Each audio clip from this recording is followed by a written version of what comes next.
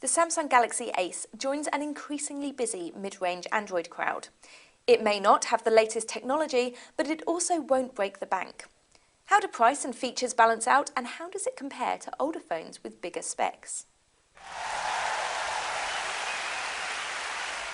It's easy to get the Galaxy Ace confused with last year's Galaxy S, although get closer and you'll realise that the Galaxy Ace is actually a bit smaller and in the hand feels lighter. The styling, with a textured back that borrows design cues from Samsung's flagship Galaxy S2, belies the mid-range pricing of the Galaxy. It looks like a high-end handset.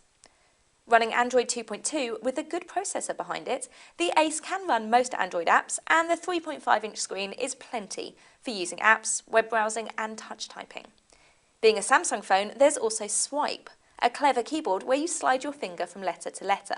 The Galaxy Ace arrives with a 2GB microSD card, which is a nice bonus. In the box, there's also a glossy white replacement back cover.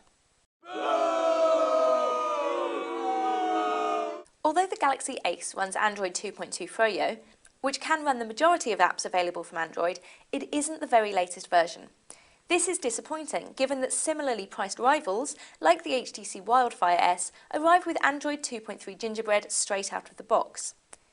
Being cheaper than the Galaxy S means you won't find Samsung's highly rated AMOLED screen, and the Galaxy Ace's display pales in comparison.